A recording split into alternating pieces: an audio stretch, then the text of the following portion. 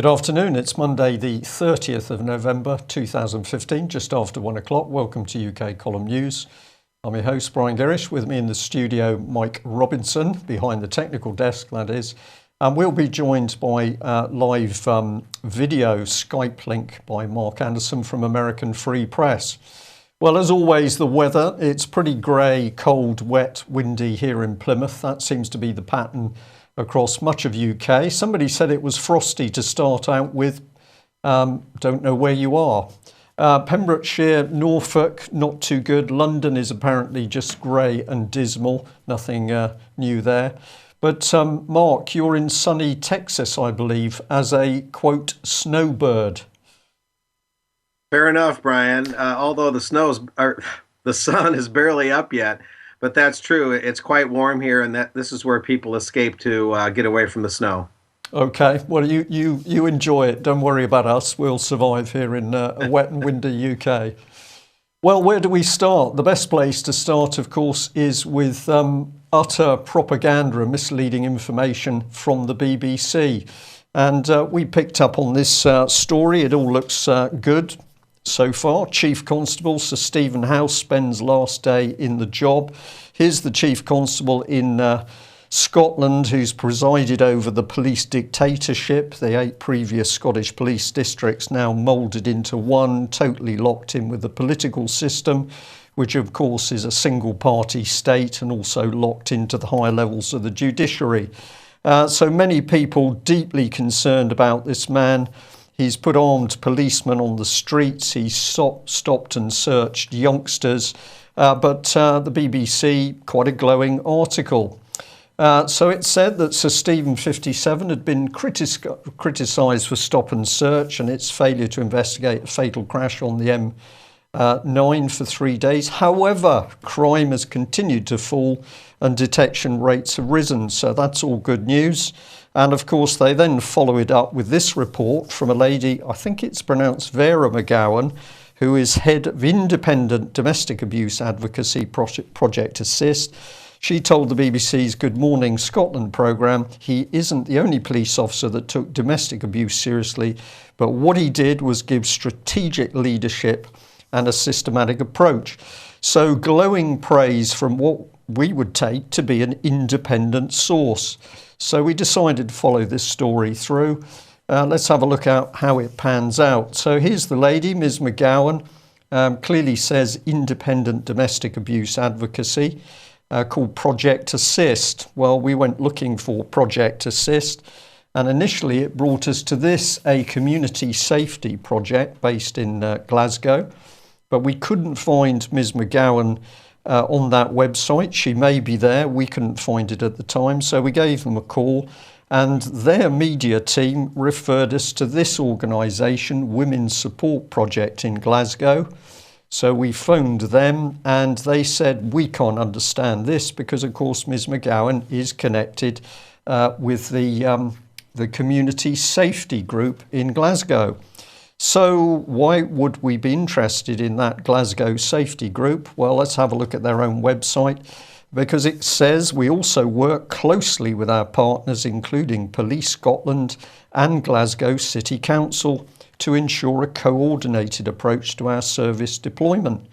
So it doesn't look too independent there, but let's go to Ms. McGowan's LinkedIn page, where it says that she's head of Assist and Domestic Abuse Services.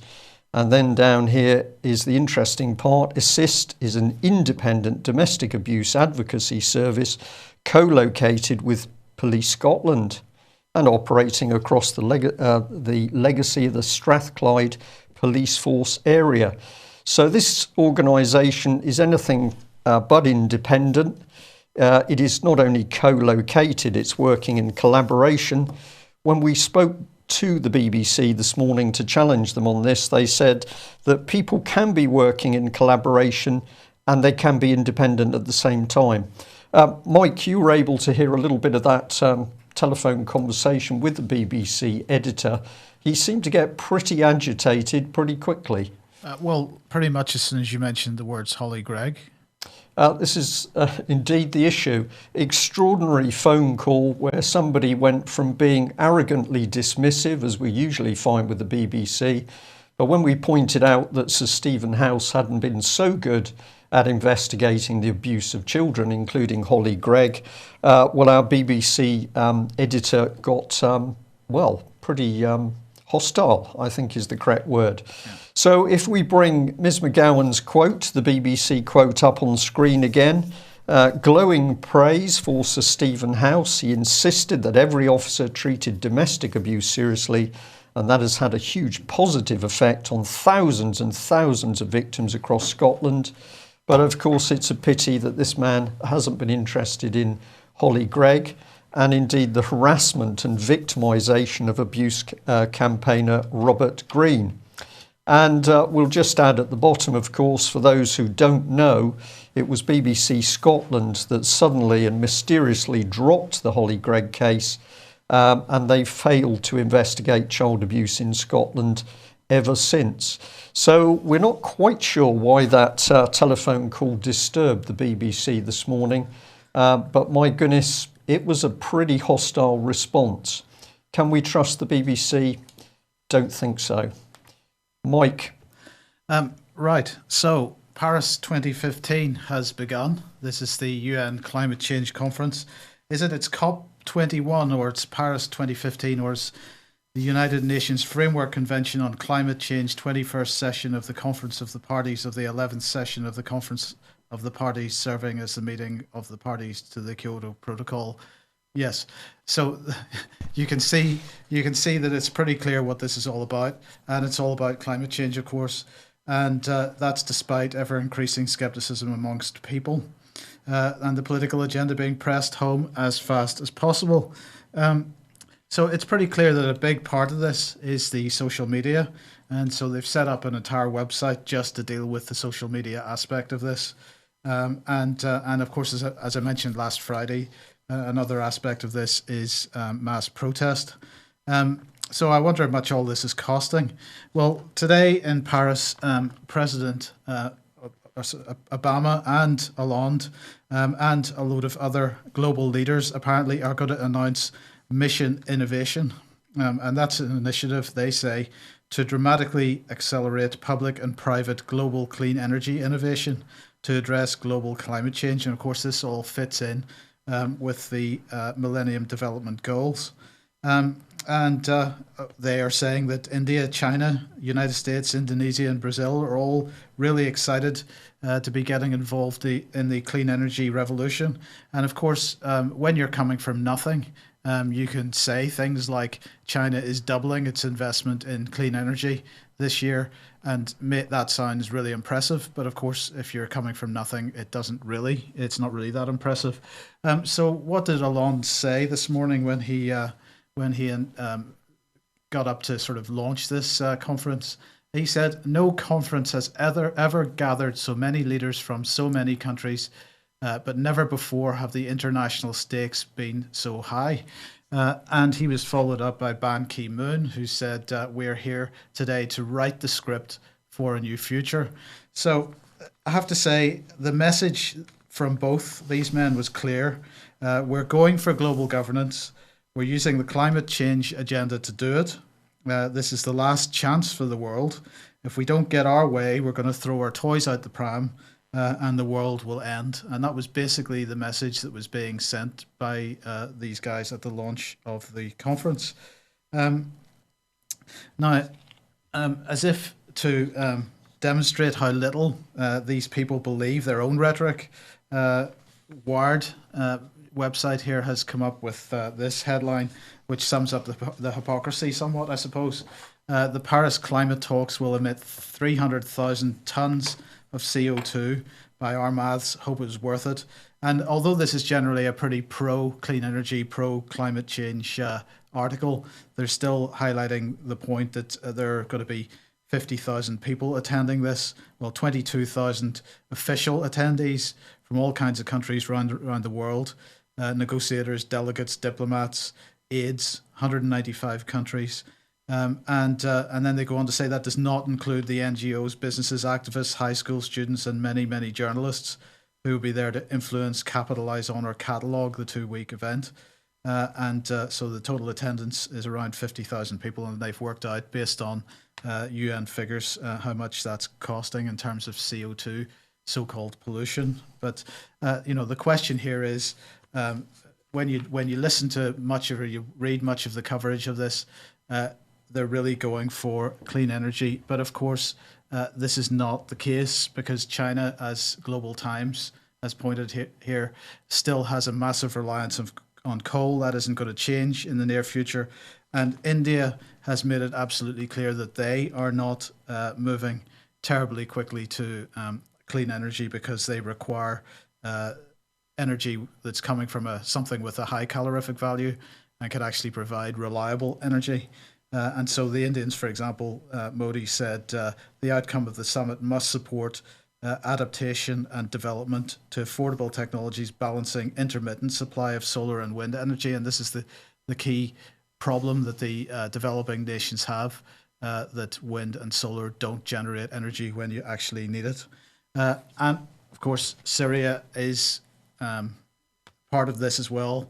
Putin absolutely saying he will not meet Erdogan at this conference, even though they're both there. So that sort of puts an end to any possible diplomatic solution at that point. But Mark, what's the coverage in the United States on this issue?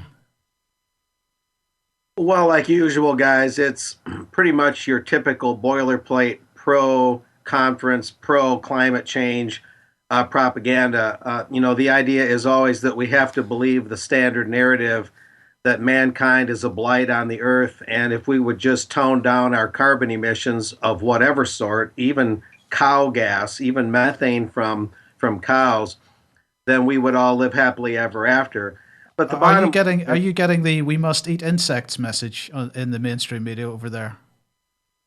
Not that I've seen, although I've heard of that concept.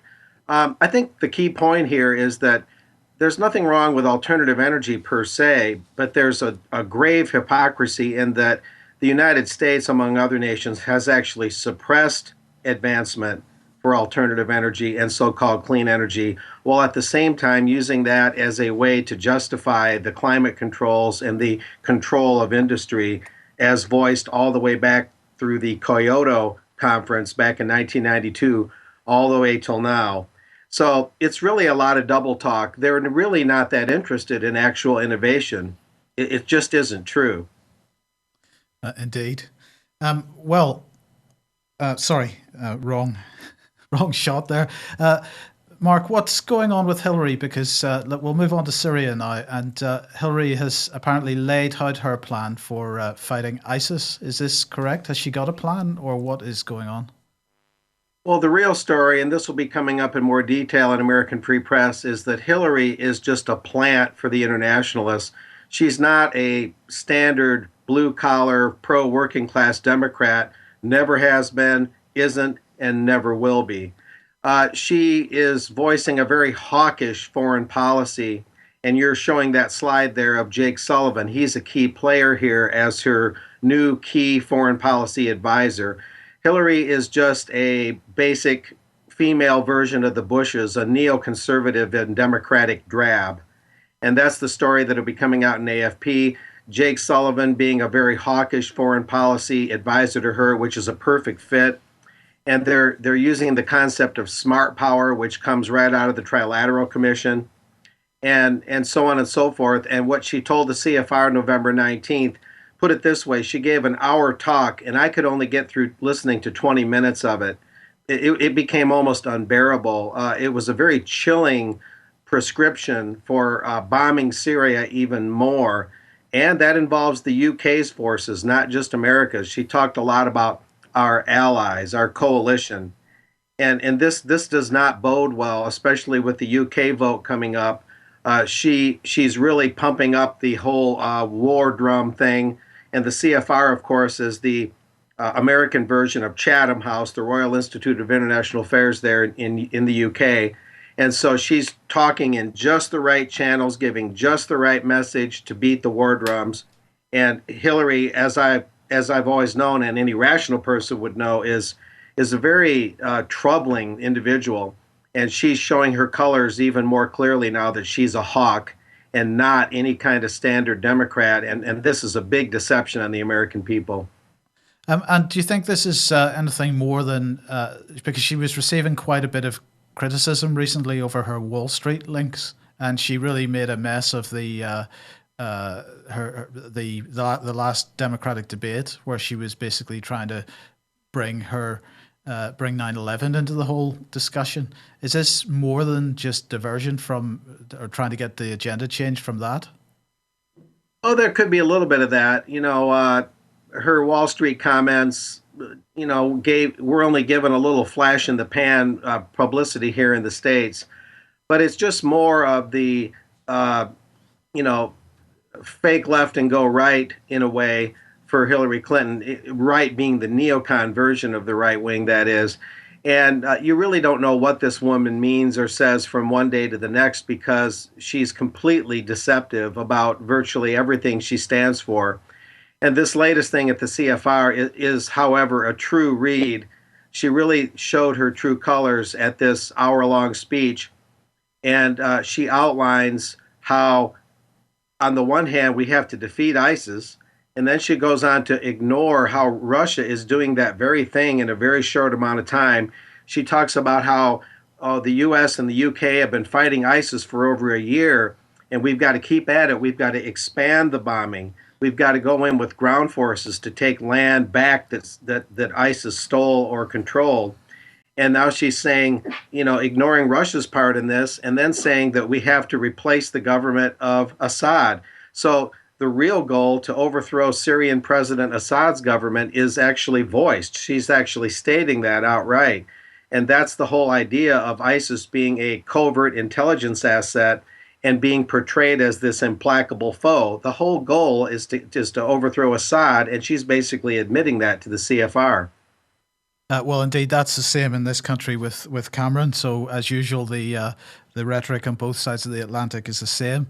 But in the meantime, obviously, as you mentioned a moment ago, there is a vote upcoming in the UK, and Cameron and his government doing everything to try to ramp up support for that.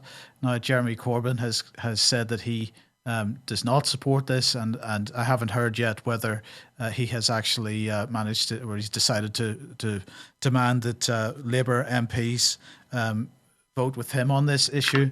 But he tweeted this out: no mandate from the Labour Party, no mandate from our members, activists or supporters. What's more, there's no mandate in the country. And the hashtag was Don't Bomb Syria.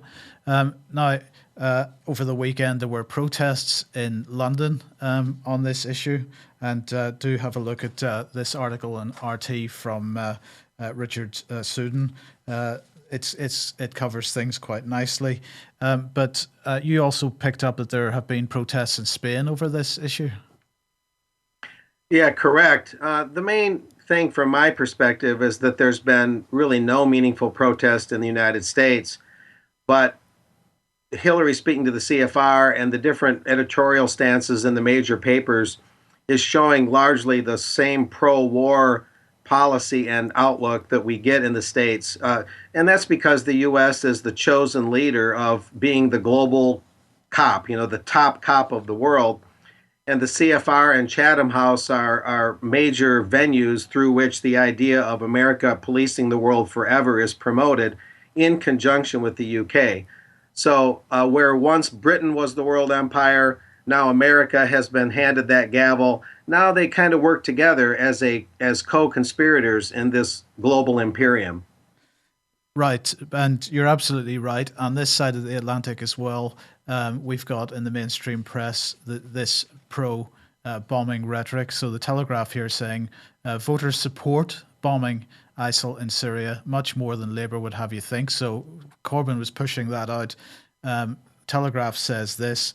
And of course, the Telegraph is talking about a poll, which is a YouGov poll. In fact, there's three different polls. There's one from YouGov, one from Comres, can't remember who the other one is, which is showing that they claim 59% of people support bombing in Syria.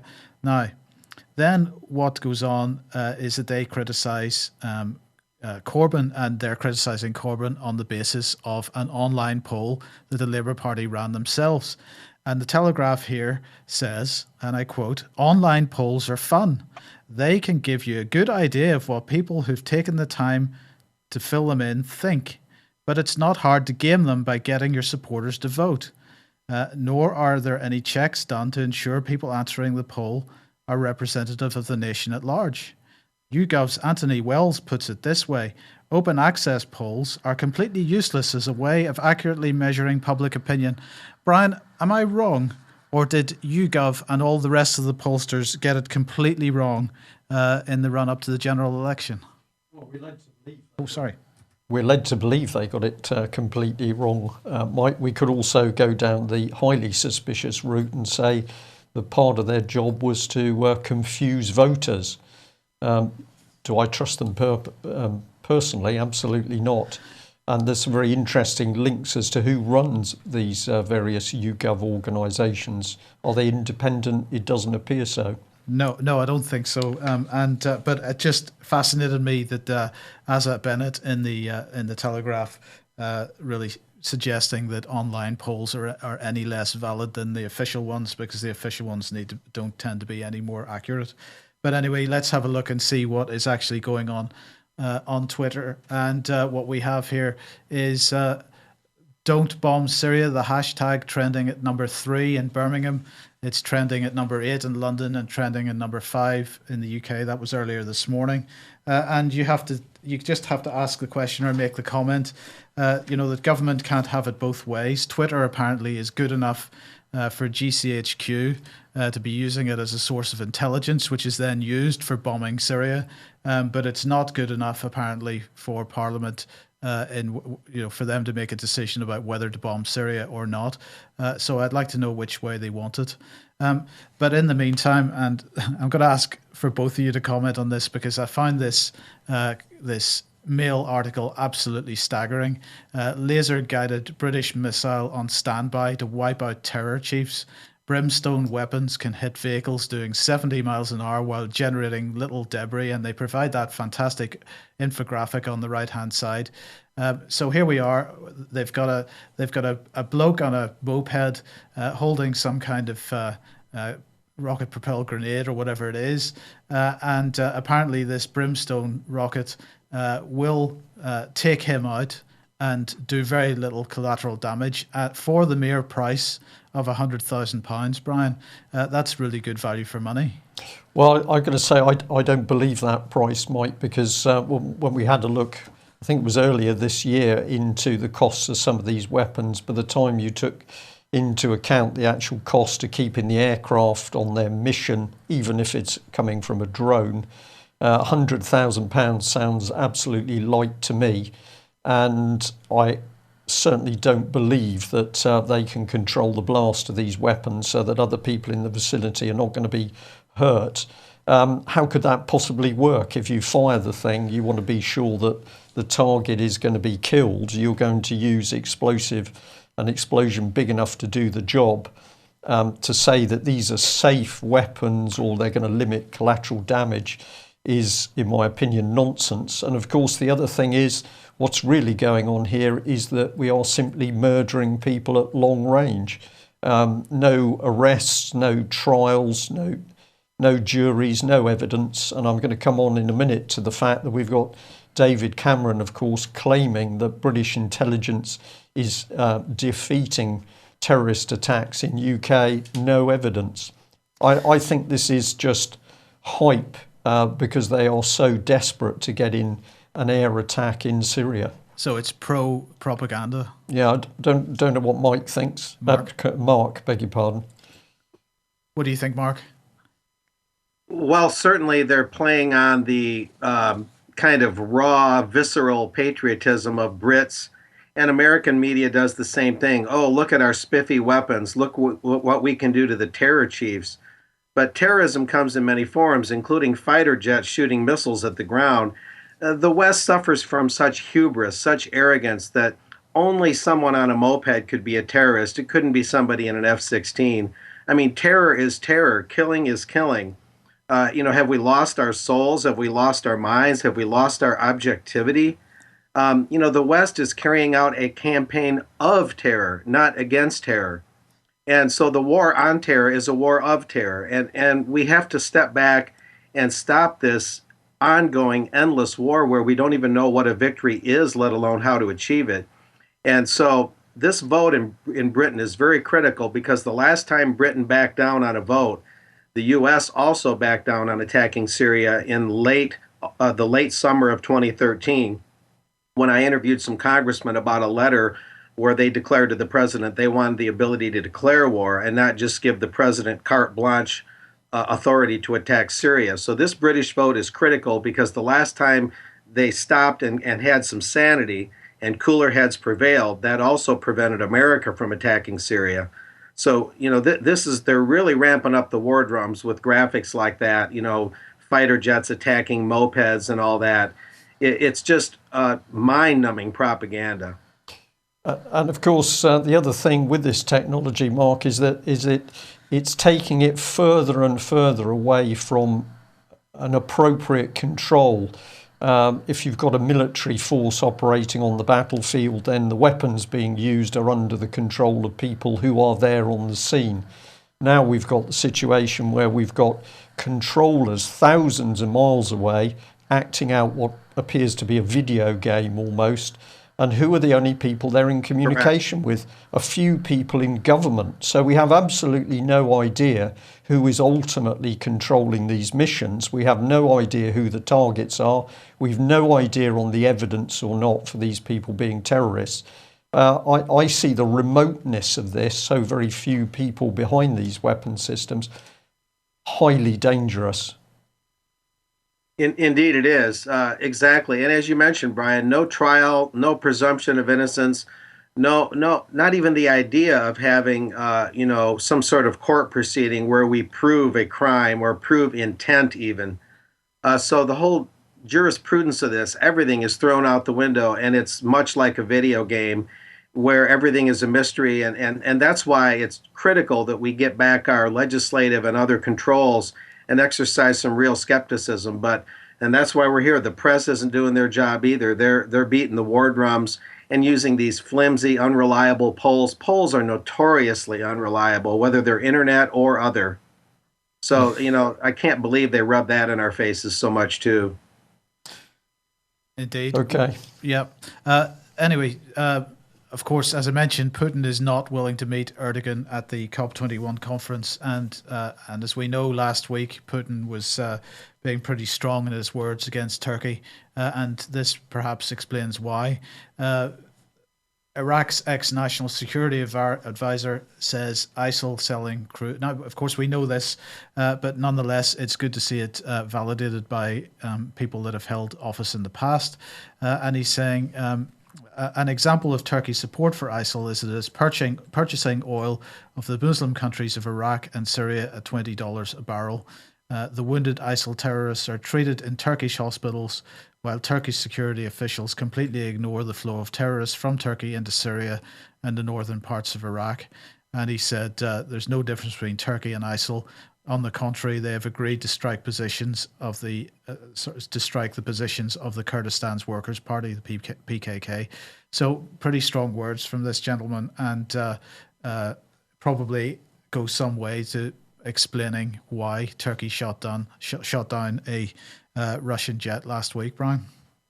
Well, we covered this, didn't we, last week, and pointed out all the sources that were saying that the Turkish president, and in particular his son, was behind this funding. The oil was providing the funds. That was going straight back into ISIS.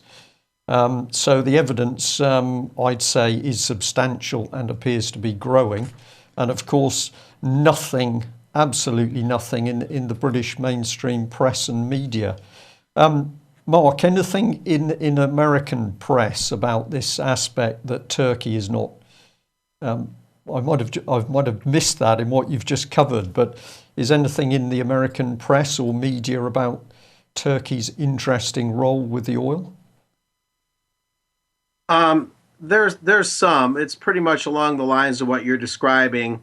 Hillary Clinton, when she spoke to the CFR, talked a lot about uh, deepening the relationship with Turkey, which is, of course, a NATO member, to make sure that Turkey's border with Syria is free of ISIS and all that. So she wants to keep Turkey deep into this so called offensive against ISIS. And that, of course, involves ISIS controlling oil fields.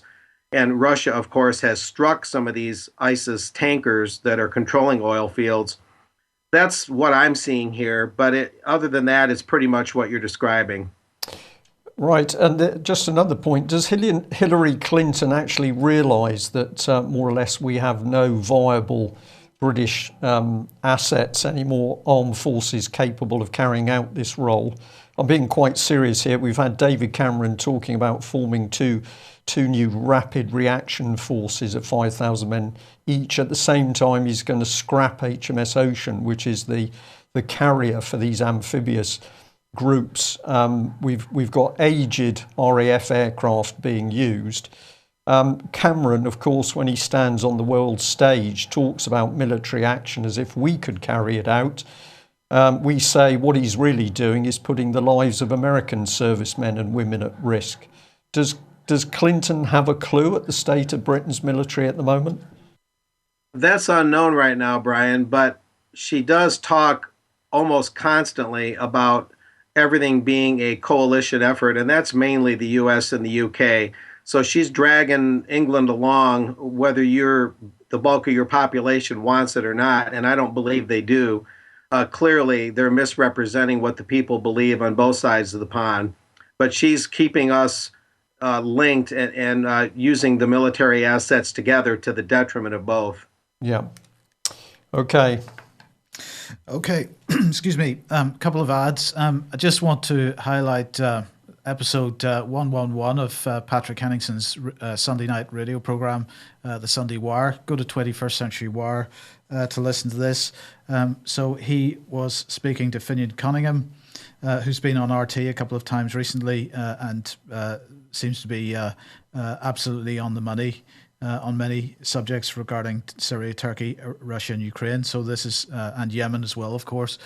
So do listen to that. And also, Brian just discussing the UK's role in all this, UK's military role in all this. Patrick also has done a very in-depth article on the establishment of the EU Army, so do have a look out for that as well. Now, later on, Ian Crane will be back in the studio to cover the Crane Report. First of all, at 7:30, and he is going to be looking at the issue of the mental health of politicians. So join us for that at 7:30, and at 9 p.m. Again, he'll be back with Fracking Nightmare. And this week, David and Brian Monk will be on from Australia. To talk a bit more about what's going on and what has been going on the Australian side, where they, of course, have been fracking for many, many years and suffering the consequences. Okay. Well, if we can just jump back in with a bit on the propaganda really around Syria. And The Guardian here, fascinating little article. So The Guardian view, it said in a box, was that rival factions are settling scores, but questions of war and peace must be carefully assessed on their merits and not descend into petty political arguments. So if we think about that statement, it's just a few rival factions, according to the Guardian. I'm still confused, Mark, about the difference between good terrorists and bad terrorists. And apparently David Cameron has been telling those naughty Russians that they must stop bombing, presumably the bad terrorists, because he's keen, David Cameron's keen that we keep the oil flowing from the good terrorists. Before I go back to my story there with The Guardian, can you tell me a little bit about these terrorists? Because do the Americans know what the difference is between a good terrorist and a bad terrorist? ISIL, ISIS, Daesh, IS, Al-Nusra? I think some do, those that are in the know. The average person, if they listen to the regular media, and too many do, doesn't know the difference. The Free Syrian Army, which the U.S. Congress has been arming and fighting, and al-Nusra, which is related to al-Qaeda, which is, of course, the 9/11 boogeymen, the box cutters, tinfoil hats guys. And then we have, of course, ISIS, ISIL, and so on and so forth. Really, they're all kind of birds of a feather that flock together. They're just minor variations, but they're all terrorists. They've all been slaughtering Syrian citizens and civilians. That's the main impetus for Syrians fleeing their own country and going to Europe, just like in Libya, when NATO and the U.S. blew Libya almost off the face of the earth. That's why Libyans are going into Europe. There really aren't important differences. They're all wreaking havoc on the citizenry or what's left of it in Syria. And by and large, none of them are protecting the Syrian government, Assad's government. And I'm not saying Assad is an angel, but the common goal here, in one way or another, in varying degrees, is to get rid of Bashar al-Assad's government. And ISIS appears to be, again, Paul Craig Roberts, a former Treasury official in the U.S., the Global Research Site in Canada, our own research, ISIS appears to be a covert asset of Mossad, CIA, and perhaps MI6, masquerading as this implacable foe. And that provides the justification to go in there and occupy Syria with the goal, as Hillary Clinton told the CFR, with the goal of overthrowing Assad's government. And that appears to be the real goal. Therefore, who these terrorists are is just a lot of messy details that don't mean that much. We got to keep the bigger picture in mind. Well, thank you for that really excellent analysis, because let's come back to the Guardian article here, and if we bring in a bit of the text. The civil war in Syria, it's complex and devastating. Well, that was funny because the editorial said it was just a few rival factions, so it's complex and devastating. Among the ashes lie the corpses of more than 250 Syrians. And of course, the key bit here is it says that the biggest butcher in Syria has been Assad. So one minute it's all very simple, the next minute, oh, it's even more simple because it's only Assad that's doing the butchering. Of course, absolutely no evidence whatsoever from The Guardian. And then they go on and they get into some heavy stuff, because it says in the past 6 months, our British security and intelligence services have prevented 7 attacks on British soil, according to David Cameron. So we wondered where the evidence for this particular claim was. Well, it was really from here. It was the Daily Mirror quoting BBC Radio 4 Today, where David Cameron said, we have foiled 7 terror attacks in the last 6 months, 1 in the past 4 weeks. We asked the same question. Where is the evidence for this claim? And of course, there is absolutely no evidence from Mr. Cameron or the British intelligence services whatsoever. This is just plucked out of the air. And where did the story come from? Well, it came from this MP originally, Waz Streeting MP. And if you can't quite see it, let's remember there was the article from The Guardian. What sort of man is this man? Well, he's got the time to pump out 65, nearly 66,000 tweets. I think that's about 24 days of his life, but he's supposed to be an MP. And if you blow his little picture up, he's very big on Star Wars. So here is a man writing a load of complete nonsense in The Guardian. We're going to say an immature MP, but he's making decisions on life, death, and national security. It really is quite extraordinary, this stuff. There he is. There's one of his tweets that he's very excited because he's got his tickets booked for Star Wars. And we are allowing these people to run the country. We are allowing these MPs to decide that they're going to bomb, kill and maim people overseas. I don't know what life is like your side of the Atlantic, Mark, but we seem to have Parliament, as probably Ian Crane is going to tell us, staffed by people who are mentally unwell or so immature they ought to be back in a primary school. A primary school mentally unwell. Yeah, you're hitting the buttons right, Brian. Yeah, the Congress, with both houses of Congress being controlled by Republicans, and we're told that only a good Republican will, the only good kind of Republican is those that want war 24/7. there's some small groups of backbenchers like Justin Amash of Michigan and Thomas Massie of Kentucky and a few rebel Republicans that say, stop the presses. We don't want war. The president has to come to us. He doesn't get a blank check.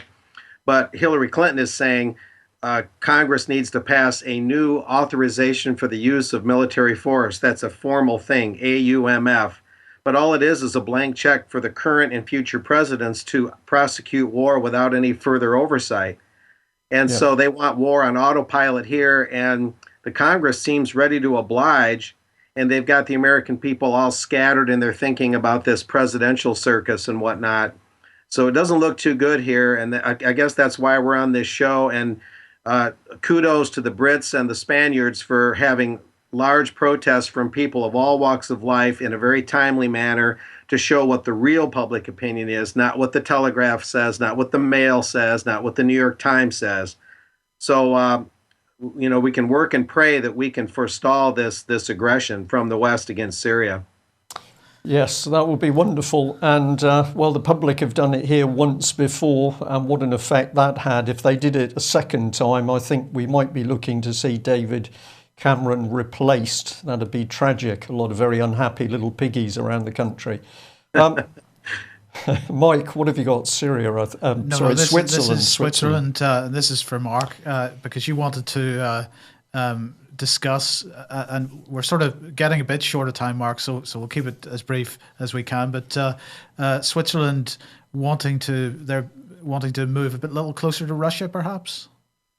Yeah, I know this gentleman somewhat, Oscar Freisinger. He's with the Swiss People's Party. It's for the last several years, it's been the party with the predominant representation in the Swiss parliament.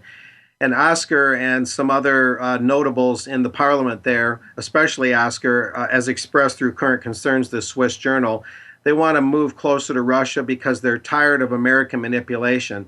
And that's very significant because Switzerland, of course, is not a member of NATO. It's not a member of the EU. They've maintained their armed neutrality through efforts that have tried to turn that off. Very difficult. But nevertheless, what Oscar is saying here is, quote, Russia is a country very interesting for us as a business partner, and if only for the natural resources, but also culturally and historical links, Russia is a very interesting market for Swiss companies, and Russia has a rapidly developing economy, and Putin is trying to keep his country independent and sovereign. And that clearly is where Switzerland and Russia meet in the idea of armed neutrality as much as possible and sovereignty and national self-determination, And that's very interesting, and it provides a little bit more of an upbeat perspective here amid all the war and aggression we've been discussing. So watching an independent country like Switzerland move forward to have dialogue with Russia and to have free trade with Russia, this is an interesting development. I'm just bringing it up so we can keep an eye on this for future broadcasts. This bears watching. Okay. Well, we're just going to end on another piece of what is possibly media spin or poor reporting. Daily Mail talking about petrified students hurt in a stampede at Kent University during surprise terror drill in which police fired live rounds. Now, an eagle-eyed viewer or reader of this article, rather, picked up this, that actually the round they're showing there is a blank. And we just wondered whether this is just a little bit of ignorance in the Daily Mail, or is this the attempt to jazz up a story to make it have a greater impact. Police were firing live rounds, suggests that they were firing bullets. What they were actually firing, as evidenced by this cartridge, which somebody's picked up off the ground, is it's a blank. And that is not the same as firing live rounds. But maybe we're just seeing very poor reporting here. We just like to remind people that GCHQ has been threatened with a fine for graffitiing the pavement, trying to recruit people. So it was advertising down amongst the dirt and the muck, which is where you might expect intelligence to go recruiting. Apparently Hackney is saying we're going to fine you. That's going to hurt them a lot from a £1.55 billion funding pot. But we just like to remind people, how is it that GCHQ was unable to warn UK of the Paris attacks when Turkey, Israel and Iraq all provided advance warnings. So there we are, Britain spending 1.55 billion on a donut, very popular with Americans, of course, in order not to be able to warn us about terrorist attacks. Presumably this is because the terrorist attacks are not real in the sense that the media would have us believe. People died, who's behind them? Would you like a last comment on that, Mark? Well, I think on these terrorist attacks, we have to take a very skeptical view as to the exact facts surrounding them. We really don't know precisely what happened and by whom. So the rule of thumb, I think, as a citizen, as a journalist, is to be very skeptical about what we believe about the attacks and therefore not overreact and carry out entire military campaigns based on sketchy evidence. Yeah. Okay, well, Mark, thank you very much for joining us. We will continue to push out the information we're getting. Perhaps we can encourage all our viewers and listeners, wherever they are in the world, to get behind that campaign to stop David Cameron bombing in Syria. We did it before, we can do it again. So get those tweets and emails and visits into your MPs. That's it for today. We'll be back at the same time tomorrow. Bye-bye.